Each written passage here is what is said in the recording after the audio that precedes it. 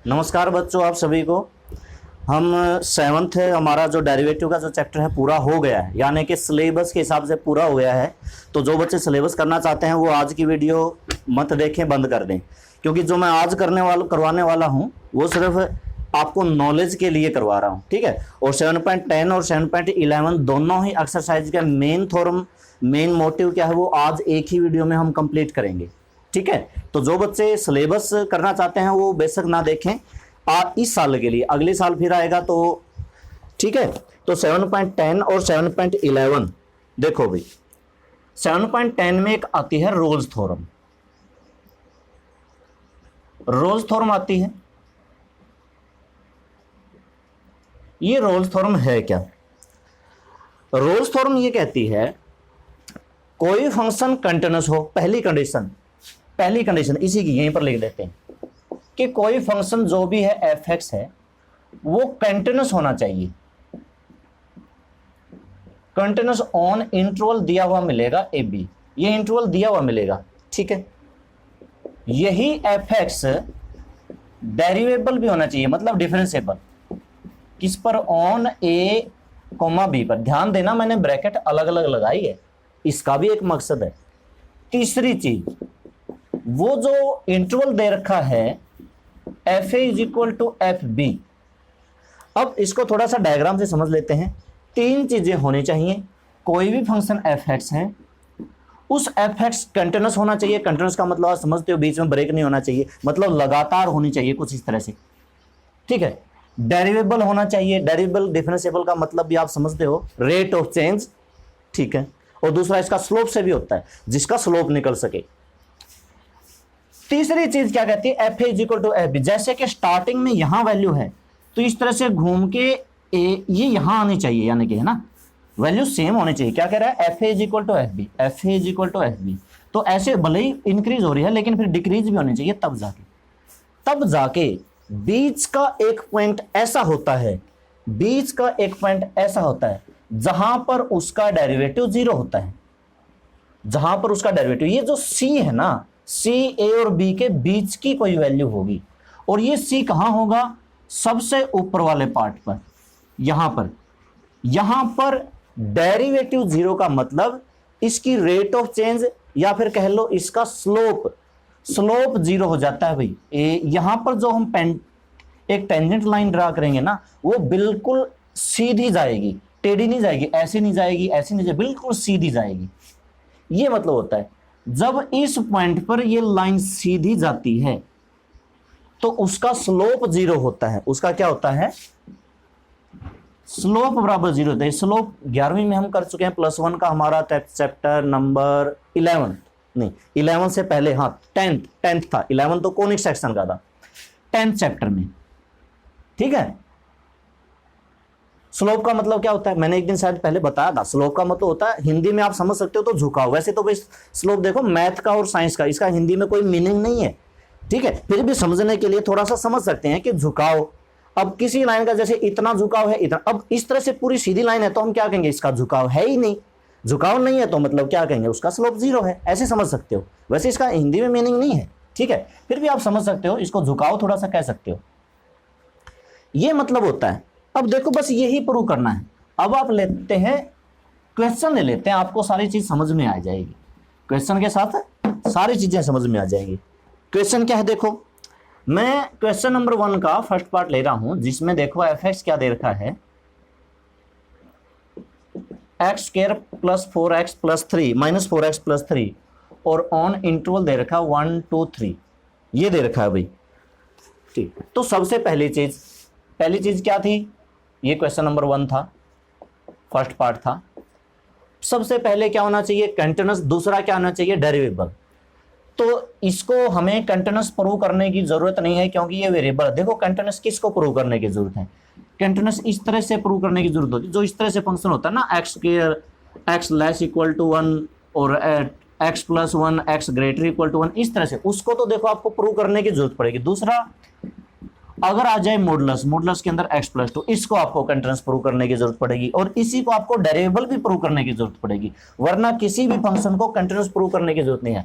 आप ये लिखो, f(x) इज पोलिनोमियल, सिर्फ ये लिखो, polynomial and every polynomial is continuous, polynomial is continuous. बस इस तरह से हर क्वेश्चन में लिख देना, जैसे कि हम 6.3 में लिखते थे, सो f(x) is continuous on 1 to 3। ठीक है, दूसरा पार्ट डेरिवेबल की थी, इसका डेरिवेटिव नहीं कर सकते आप, डेरिवेटिव कर देंगे, क्या आया 2x माइनस का 4 इज डिफाइन, बस इतना लिख दो, इज डिफाइन। डिफाइन क्या मतलब, हो गया ना डेरिवेटिव। भी डिफाइन क्या होता है, हो गया डेरिवेटिव, जिसका डेरिवेटिव ना हो सकता, जैसे कि मॉडुलस वाला फंक्शन है, हो मॉडुलस वाले का डेरिवेटिव का कोई फार्मूला नहीं है, उसको फिर उससे करना पड़ता है, limit f(x) minus fa by में x माइनस a। याद रखना, अगर मॉडुलस का आएगा तो उसको इस तरीके से करेंगे, ये डिफाइन है ऑन। यहाँ पे ओपन ब्रैकेट लगती है, इसकी भी कोई सम आएंगे तो बात करेंगे भाई यहाँ पे क्लोज क्यों लगती है, यहाँ पे ओपन क्यों लगती है। सो डिफरेंशिएबल, बस डिफरेंशिएबल, बस हो गया। तीसरी चीज और कर दो, ये एफ ए और एफ बी, ये ए बी हैं, ये दोनों वैल्यू इसमें रख दो। मतलब हमें निकालना है F1, 1 माइनस का 4 प्लस का 3 कितना आया 0, 3 पर हाँ 0 आया। फिर करना है F3, F3 रखेंगे 3 का स्क्वायर 9 माइनस का 12 प्लस 3 कितना आया 0। देखो ये दोनों चीजें बराबर हो गई, F1 is equal to F3। सो यहां पे लिखना है, ये तीन प्रॉपर्टी रोल्स थ्योरम की हैं, all property of Rolle's theorem satisfied, या लिख दो so Rolle's theorem applicable, Rolle's theorem applicable. अब तक तो हमने सिर्फ इतना चेक किया है कि ये रोल्स थ्योरम इस पे लग सकती है कि नहीं लग सकती, ये रोल्स थ्योरम के लिए इसकी कंडीशन सेटिस्फाई हो रही है कि नहीं हो रही, और मेन क्वेश्चन यही है, आगे कुछ नहीं करना। आगे मैंने क्या कहा था, f' इज इक्वल टू 0, नीचे आपको दिखाई दे जाएगा। हाँ, तो आगे क्या करना है, f' is equal to 0, dash का मतलब डेरिवेटिव, ये डेरिवेटिव देखो ये कर रखा, इसमें x की जगह पे c रख दो, मतलब 2c माइनस का 4 इज इक्वल टू 0, यहां से 2c इज इक्वल टू 4 और c इज इक्वल टू 2 आ गई ना, c की वैल्यू 2, और ये c की वैल्यू जो 2 आई है बिल्कुल जो हमारा इंटरवल दे रखा था उसके बीच में आई है। बस यही तो एप्लीकेबल है, यही तो रोल्स थ्योरम है।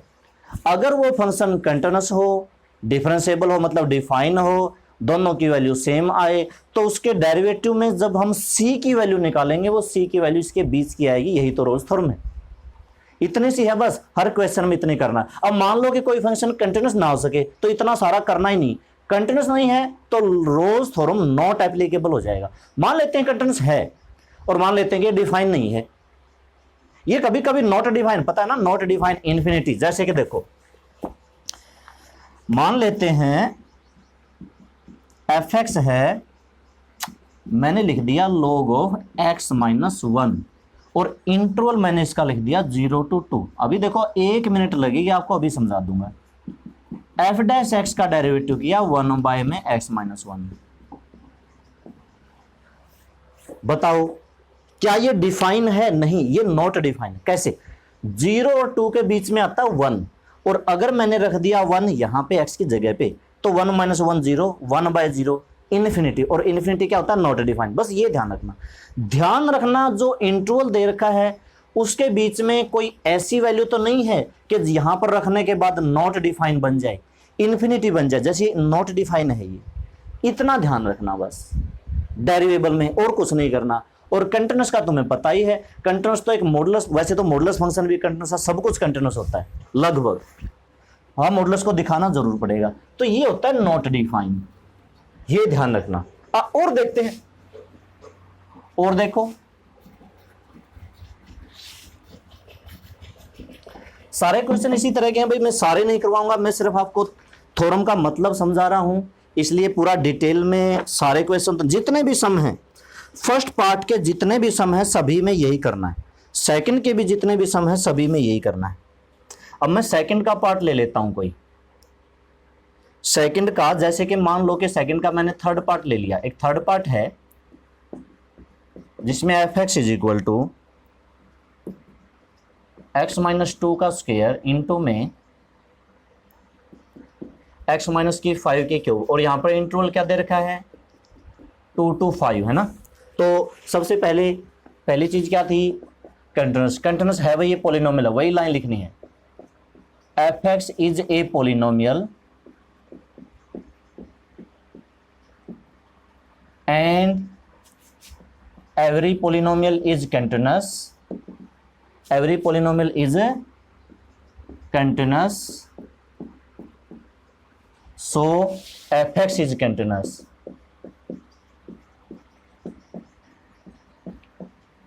on 1 2 to 5। दूसरी चीज डेरिवेबल, इसका डेरिवेटिव कर दो, डेरिवेटिव करेंगे प्रोडक्ट रूल से, x माइनस 2 का square as it is 3x minus का 5 प्लस x माइनस 5 की 3 एज इट इज, इसका करेंगे 2 इंटू में x माइनस 2। वैसे तो ये इतना ठीक है, फिर भी इसमें से कुछ कॉमन आता है, क्या आता है x माइनस 2 कॉमन आता है, और क्या आता है यहाँ पर इसकी पावर 2 बची, x माइनस 5 का स्क्वायर कॉमन आता है, तो अंदर क्या बचेगा है, एक तो बचेगा 3, x माइनस 5 का स्क्वायर ले लिया, हाँ यहाँ पर इसकी पावर 2 थी, एक बचेगी, मैं 3 से गुणा कर देता हूँ, 3x माइनस का 6, यहाँ पर 2 बचेगा, ये कॉमन ले लिया, 2 पावर ली, 1 बचा, तो 2 की गुणा कर दो, मतलब 2x माइनस का 10, x माइनस 2 x माइनस 5 का स्क्वायर, यहाँ पर कितना हुआ 6x माइनस 16, नहीं 5x माइनस 16, ठीक है, ठीक है। तो ये डिफाइन है ना, इज डिफाइन, बस ये लिख दो f dash x is define on 2 to 5, so differentiable या डेरिवेबल, डेरिवेबल, ठीक है, ऑन 2 to 5। देखो कंटिन्यूस होना चाहिए 2 के ऊपर भी, 5 के ऊपर भी, 2 और 5 के बीच के एलिमेंट भी, इसलिए यहां पर क्लोज ब्रैकेट लगाते हैं, जबकि डेरिवेबल होना चाहिए केवल और केवल बीच में, मतलब 2 पे डेरिवेबल ना हो तो चलेगा, 5 पे डेरिवेबल ना हो तो चलेगा।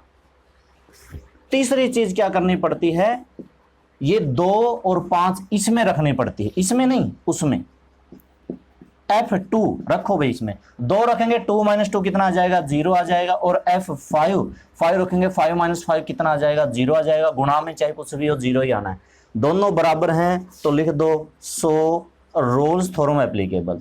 ये तीनों चीज सही होनी चाहिए तब जाके रोल्स थ्योरम एप्लीकेबल लिखेंगे, वरना तो नॉट एप्लीकेबल लिखेंगे, और रोल्स थ्योरम बाकी आगे कुछ नहीं है। f dash C is equal to 0 करना है, ये रहा इसका डेरिवेटिव, यहां पे रख दो c माइनस 2 c माइनस 5 का स्क्वायर और 5c minus 16 is equal to 0। देखो इसको 0 करेंगे तो c की वैल्यू 2, इसको 0 करेंगे तो c की वैल्यू 5, और इसको 0 करेंगे तो c की वैल्यू 16 बाय में 5। और मेन थ्योरम यही है कि अब ये 16 बाय 5, 5 3 जा मतलब ये आएगी 3.2, और 3.2 इस इंटरवल के बीच में है, ये जरूरी है। ये जो एक वैल्यू आती है ना, कम से कम एक वैल्यू, देखो 2 आई है, इसका कुछ नहीं करना, 5 आई है, इसका कुछ नहीं करना, 2 और 5 के बीच की होनी चाहिए, एक वैल्यू कम से कम ऐसी आएगी जो इसके बीच की होगी, उसकी जरूरत है, 2 और 5 की कोई जरूरत नहीं है। समझ गए? ये पूरा क्वेश्चन इस तरह से चलेगा, पूरी एक्सरसाइज का यही तरीका चलेगा। और देखते हैं जहां पर नॉट की गुंजाइश हो, जहां पर नॉट की गुंजाइश हो वो देखते हैं भाई, कोई नॉट एप्लीकेबल वाला कुछ इस तरह का हो तो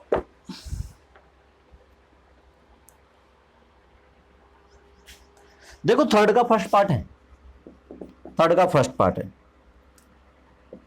f(x) दिया हुआ है x into X minus 2 by में x माइनस 1 ऑन 0 to 2। क्या ये कंटिन्यूस है? क्या हम इसको कंटिन्यूस कह सकते हैं? तो मैं कहूंगा इसको कंटिन्यूस नहीं कह सकते। क्यों नहीं कह सकते? क्योंकि ये डिफाइन नहीं है। ठीक है, पॉलिनोमियल तो है लेकिन चलो ठीक है, एक प्रॉपर्टी आई थी हमारी कंटिन्यूस वाली कि एफ एक्स कंटिन्यूस होना चाहिए, पोलिनोमियल है तो कंटिन्यूस हो सकता है, एक्सपोनेंशियल फंक्शन कंटिन्यूस हो सकता है, साइन एक्स कंटिन्यूस हो सकता है, मॉडुलस कंटिन्यूस होता है, कांस्टेंट कंटिन्यूस होता है, बहुत सारी प्रॉपर्टियां थी और उसमें ये भी आता एफ बाई जी कंटिन्यूस। लेकिन कंडीशन ये है 0 और 2 के बीच में आता है 1, 1 मैंने रख दिया यहां पर, 1 माइनस 1 हो जाएगा 0, समथिंग अपॉन 0 हो गया इन्फिनिटी, इन्फिनिटी होता है नॉट डिफाइन, तो ये कंटिन्यूस ही नहीं है। पहली चीज नॉट कंटिन्यूस, क्या लिख दो, F x is not define on, so not continuous. जो नॉट डिफाइन है वो नॉट कंटिन्यूस है। Rolle's theorem not applicable, question खत्म। सिर्फ 3-4 लाइनें हैं सारे क्वेश्चन में। हालांकि जो हम अगला पार्ट लेंगे, अगला पार्ट समझो। अच्छा एक बात और देखो, अभी मैं आपको समझाता हूं। मान लो कि यह इंटरवल 1 to 2 दे रखा है, तब भी ये डिफाइन नहीं है। लेकिन मान लेते हैं कि ये इंटरवल 2 to 3 दे रखा है, अब क्या कहेंगे? अब ये डिफाइन है, मेरी बात समझना, क्योंकि 1, लेकिन 1 तो इसके बीच में नहीं, हमें तो इनके बीच का कोई एलिमेंट लेना है, बीच का एलिमेंट। और कंटिन्यूस के लिए 2 भी लेना है, 3 भी लेना है। अब 2 और 3 और 2 और 3 के बीच का किसी भी नंबर पे ये नॉट डिफाइन नहीं बनेगा, मतलब ये कंटिन्यूस है। फिर इसका जब आप डेरिवेटिव करोगे, डेरिवेटिव भी बीच के नंबर पे ही देखना है। अब बीच में तो कोई ऐसा नंबर है ही नहीं, क्योंकि ये किस पे बनेगा, 1 पे, 1 इनके बीच में आता ही नहीं, तो ये डेरिवेबल भी है, ये कंटिन्यूस भी है, ये डेरिवेबल भी है। हो सकता है F A is equal to F B ना आए, हाँ जब इसमें 2 रखेंगे, जब इसमें 3 रखेंगे, वो हो सकता है बराबर ना आए, तो लिख सकते हैं रोल्स थ्योरम नॉट, लेकिन ये कंटिन्यूस है, यहां इसका बहुत बड़ा रोल है। अब अगला जैसे सम दे रखा ना, जैसे कि x, अगला कैसे दे रखा है, जैसे कि X square minus 3x minus 4 by में x माइनस 5। देखो इसने इंटरवल क्या दे दिया, -1 to 4 दे दिया। अब ये किस पे नॉट डिफाइन है? सीधी सी बात है, 5 पे नॉट डिफाइन है, क्योंकि 5 - 5 ये 0 बनेगा। 5 पे नॉट डिफाइन है, लेकिन 5 तो इसके बीच में है ही नहीं, फिर तो इसको डिफाइन कहेंगे। इस इंटरवल पे ये फंक्शन डिफाइन है, ठीक है, 5 इनके बीच में नहीं आता, तो ये डिफाइन है, ये कंटिन्यूस भी है, इसका डेरिवेटिव कर देना, ये डेरिवेबल भी हो जाएगा। ठीक है, कौन सा पार्ट है, सेकंड पार्ट। तो ये कंटिन्यूस भी हो जाएगा, डेरिवेबल भी हो जाएगा, और c की वैल्यू भी निकल जाएगी। -1 भी रख देंगे, -1 0 आएगा, हाँ ठीक है। 4 रखेंगे, 4 का स्क्वायर 16, 12 - 4 16 - हाँ 0 आ जाएगा। दोनों वैल्यू पे 0 आएगी, मतलब सारी चीज सही है, रोल्स थ्योरम एप्लीकेबल है। ये होता है भाई इसका इंटरवल। समझ गए? जितने भी इसके सम हैं, जो अगले हैं कोस वाले हैं, साइन वाले हैं, मेन थ्योरम तो यही है। एक 7th में जाके कोई मॉडुलस फंक्शन आता है। अच्छा एक आता है 7th का सेकंड पार्ट, जिसमें एफ एक्स है x की पावर 2/3, 7th का सेकंड पार्ट, और इंटरवल क्या दे रखा है, -1 to 1। पहली चीज, क्या ये कंटिन्यूस है, क्या ये पॉलिनोमियल है? पॉलिनोमियल तो नहीं है। क्यों नहीं है? क्योंकि पॉलिनोमियल तो वो होती है जिसकी पूरी पूरी पावर हो, whole number, natural number, whole number 0 भी हो सकती है, तो इसको कंटिन्यूस दिखाना पड़ेगा। ठीक है, आपको नॉर्मली किस पे दिखाना, -1 और 1 पे दिखाना है, बस इतना सा कर देना। वैसे ठीक है, ये डिफाइन तो है, इतना तो लिख सकते हो, या फिर अगर आपको छोटा करना है तो इतना लिख सकते हो, F x is define on -1 to 1, so continuous. भाई कम से कम डिफाइन तो है ही, जो डिफाइन होता है वो कंटिन्यूस लगभग हो ही जाता है। सेकंड पार्ट में आपको इसका क्या करना है, डेरिवेटिव करोगे, 2/3 आगे आएगी, x की पावर 2/3 माइनस का 1 होगा, 2/3 माइनस का 1/3 बचेगा, इसको लेके आएंगे तो ये बटे में लिखेंगे 2/3 x की पावर 1/3। अब सोचना है बस ये इंटरवल पे डिफाइन है कि नॉट डिफाइन है। ये नॉट डिफाइन किस पे हो सकता है, जब x की वैल्यू यहाँ पर 0 आ जाए, मतलब जब 2/3 में 3 में 0 आ जाए, तो ये क्या हो जाएगा, 2/0 क्या बन जाएगा, इन्फिनिटी 0 पे, और 0 तो इस इंटरवल पे है, बीच में आता है भाई -1 और 1 के बीच में, तो ये क्या हो गया, नॉट डिफाइन हो गया। हाँ ये इंटरवल होता 1 to 2, 1 2 3 फिर डिफाइन होता है, क्योंकि 0 1 2 2 पे 1 2 3 के बीच में नहीं होता, उस टाइम पे डिफाइन हो जाता। इतना देखना, ये जिस पे नॉट डिफाइन है वो एलिमेंट इसके बीच में है कि नहीं है। तो अभी ये नॉट डिफाइन है, कंटेंट्स तो हो गया लेकिन डेरिवेबल नहीं हुआ, Rolle's theorem not applicable. Main चीज यही है भाई रोल्स थ्योरम की, जो मैंने बताई है।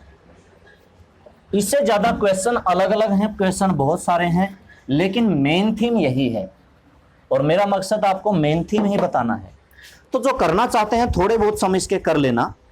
मैं आपको अब थोड़ा थोड़ा बता देता हूं अगली जो हमारी लैग्रेंज मीन वैल्यू थ्योरम है, अगला मैं बता देता हूं लैग्रेंज मीन वैल्यू थ्योरम के बारे में।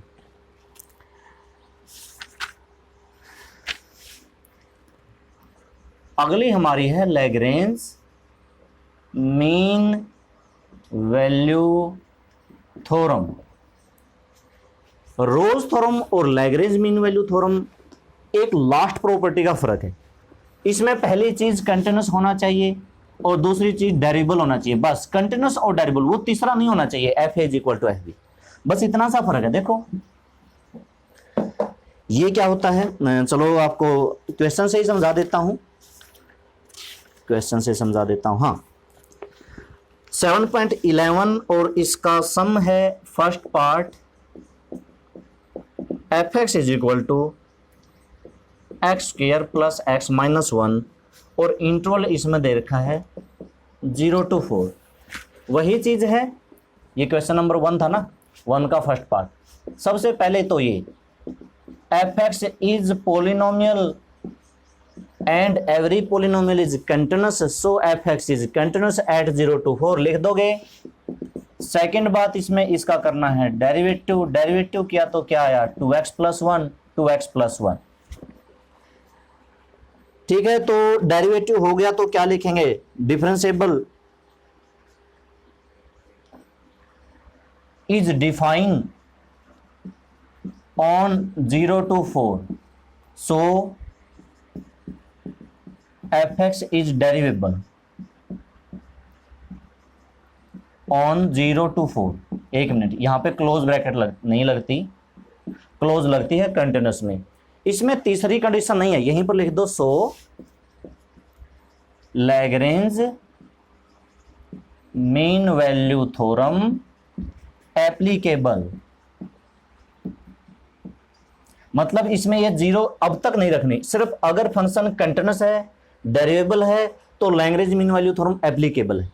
अब उसमें क्या करना होता, उसमें तो हमें करना होता था F dash C is equal to 0 करना होता था, अब 0 नहीं करना भाई, ये याद रखना, करना है F B minus F A by में बी माइनस ए, और यहां पर ये मेरा ए है और ये मेरा बी है, ए मेरा 0 है, बी मेरा 4 है। मतलब रखना तो है, देखो अब एफ बी निकालना है मतलब ये 4 इसमें रखना पड़ेगा, एफ बी का मतलब F4, लेकिन अब निकालना पड़ेगा, पहले नहीं निकालना, ये फर्क है। उसमें पहले निकालते हैं और दोनों वैल्यू बराबर आती है, इसमें बाद में अब निकालेंगे। 4 का स्क्वायर 16 प्लस 4 माइनस 1 20 मतलब 19, और फिर एक निकालेंगे 0, 0 रखेंगे तो 0 प्लस 0 माइनस 1 मतलब माइनस, और ये बराबर नहीं आएंगी। अब ये वैल्यू एफ डैश सी, ये डेरिवेटिव में तो रखना है c, डेरिवेटिव में तो रखना है c, 2c प्लस 1, और फिर यहाँ पे एफ बी, बी मेरा क्या था, ये 4 था, इसकी वैल्यू आई 19 माइनस में, एफ ए की वैल्यू माइनस 1 है तो प्लस का 1 बाय में बी मेरा 4 है और बाय में 0 है, तो कितना हुआ, ये मेरा हुआ 19 प्लस 1 20, 20 बाय 4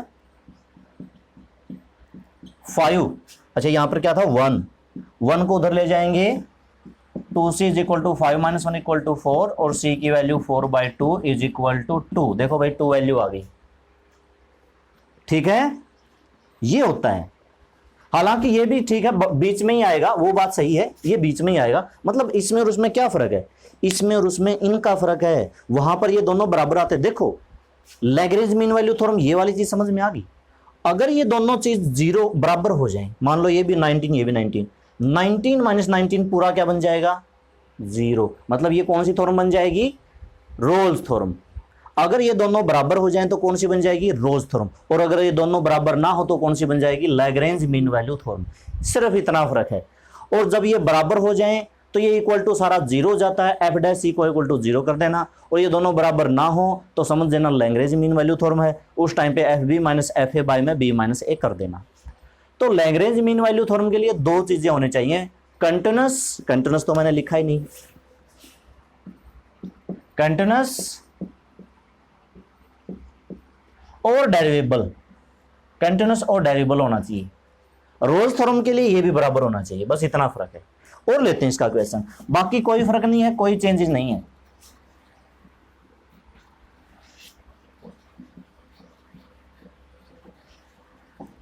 देखो और देखते हैं, और बहुत सारे क्वेश्चन होते हैं इसके अंदर। फर्स्ट वाले तो सारे हो जाएंगे, सारे डिफरेंशिएबल भी हैं, सारे कंटिन्यूअस भी हैं। हम सेकंड लेते हैं मॉडुलस वाले, जैसे कि इसमें मॉडुलस वाला दिया हुआ है। हम लेते हैं सेकंड का फर्स्ट पार्ट कांस्टेंट है भाई, कांस्टेंट सब कुछ होता है, कांस्टेंट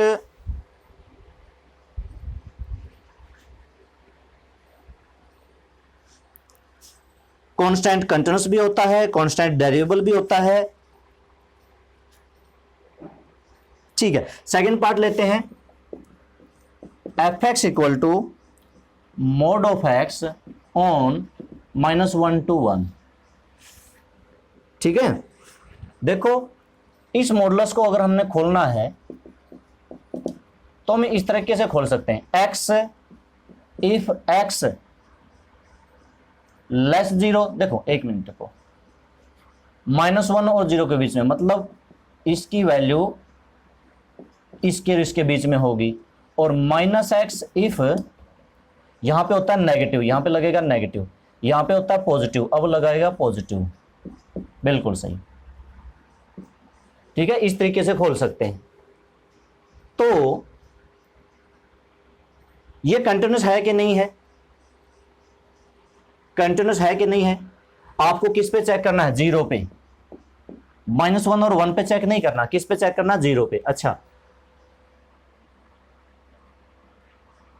ये जीरो के साथ एक जगह इक्वल लगाएंगे, वैसे तो यहां भी जीरो लगाएंगे तो जीरो आएगा, और यहां भी जीरो लगाएंगे तो जीरो आएगा, दोनों जगह लग सकता है, फिर भी एक जगह ही लगाओ, कोई बात नहीं। अब जीरो के ऊपर आपको कंटिन्यूअस को चेक करना पड़ेगा। First part, left hand limit, limit x tends to 0, F X की वैल्यू 0 से लेस, कौन सा है, ये वाला, मतलब -x, इसमें पुट कर दो, 0 - x पुट करोगे तो 0 आएगा। Right hand limit, limit x tends to 0, greater वाला, वो वाला, यानी कि x, इसमें भी 0 + h पुट करोगे 0 आ जाएगा। लिखोगे left hand limit equal to right hand limit, और इक्वल टू f0, वो भी निकाल के दिखाना पड़ेगा भाई, इक्वल टू 0 पे, f0 इक्वल टू, ये भी 0 आएगा। तो तीनों चीज बराबर हैं, तो सो एफ एक्स इज कंटिन्यूअस। पूरा बड़ा क्वेश्चन हो गया ना। अगर कोई मॉडुलस वाला आता है तो करना पड़ेगा। दूसरी चीज डेरिवेबल, आप इसका डेरिवेटिव कर दो। एक तो ये तरीका है, आप वो करो, फार्मूला लगाओ उसका एफ एक्स माइनस एफ ए वाला, या फिर एक काम करो, इसका डेरिवेटिव कर दो। इसका डेरिवेटिव करोगे तो क्या आएगा, इसका डेरिवेटिव -1, इसका डेरिवेटिव 1, इसका मतलब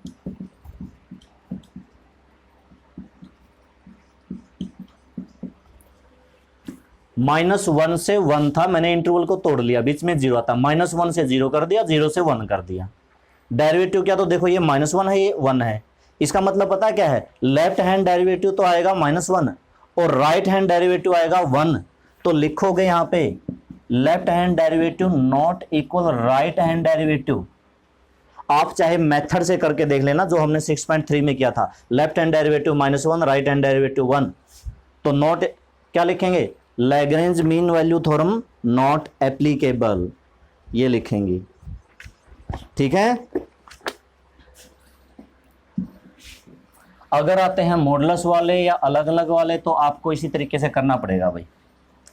डेरिवेटिव का ये मैंने दूसरा तरीका किया है, ये हमने पहले कभी नहीं किया था, आप देख लेना।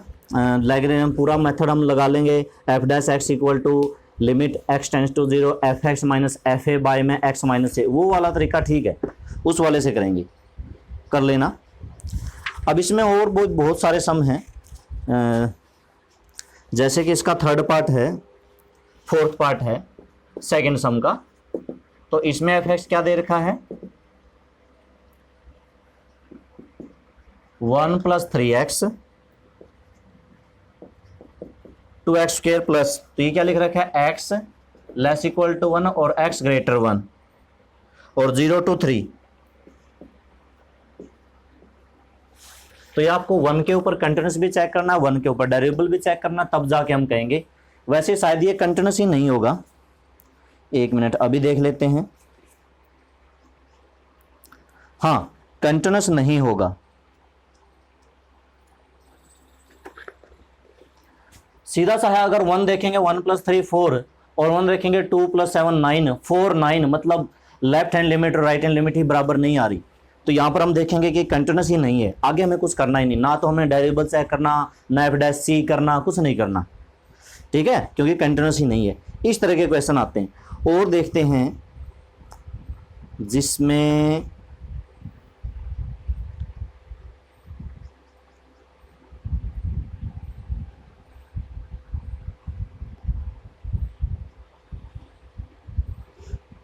चलो एक कोई sin x वाला ले लेते हैं जो आपके समझ में आ जाए, कोई ट्रिग्नोमेट्रिक रेशियो ले लेते हैं। ट्रिग्नोमेट्रिक रेशियो की अगर मैं बात करूं फोर्थ सम की, जैसे कि मैंने क्वेश्चन लिया फिफ्थ पार्ट, फोर्थ सम का कौन सा ले लेते हैं, फिफ्थ पार्ट ले लेते हैं भाई। फिफ्थ पार्ट में है f(x) = sin x + cos x, और इंटरवल क्या दे रखा है,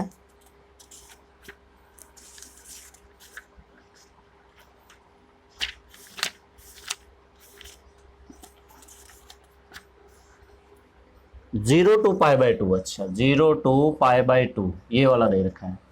तो देखो ये कंटिन्यूस है, पहली चीज कंटिन्यूस है। क्यों कंटिन्यूस है, क्योंकि sin x और cos x हमेशा ही कंटिन्यूस होते हैं।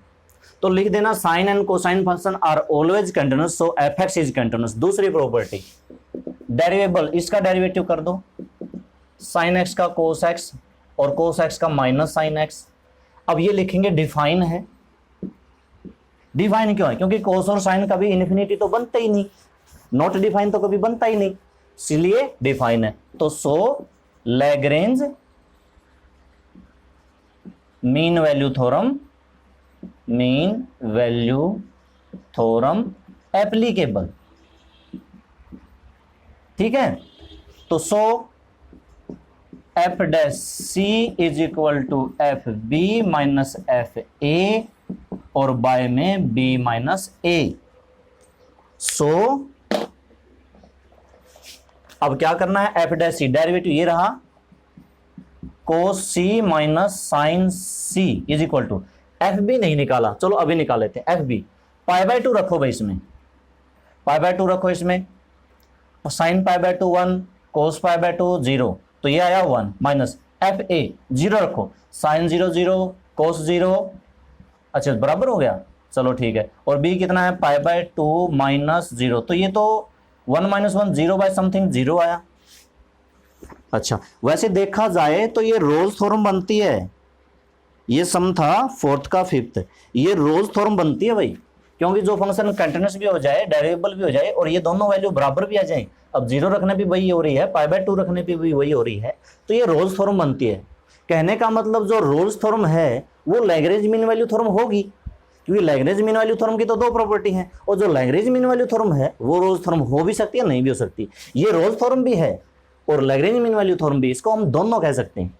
अब आया है cos c - sin c = 0, sin c उधर ले जाओ, cos c = sin c को बटे में ले आओ, cos c/sin c = 1, तो क्या बना ये cot c = 1। कोट पे 1 किस पे होती है, π/4 पे होती है, तो c की वैल्यू क्या आई, π/4, ठीक है। c की वैल्यू क्या आती है, यहां से π/4 आती है।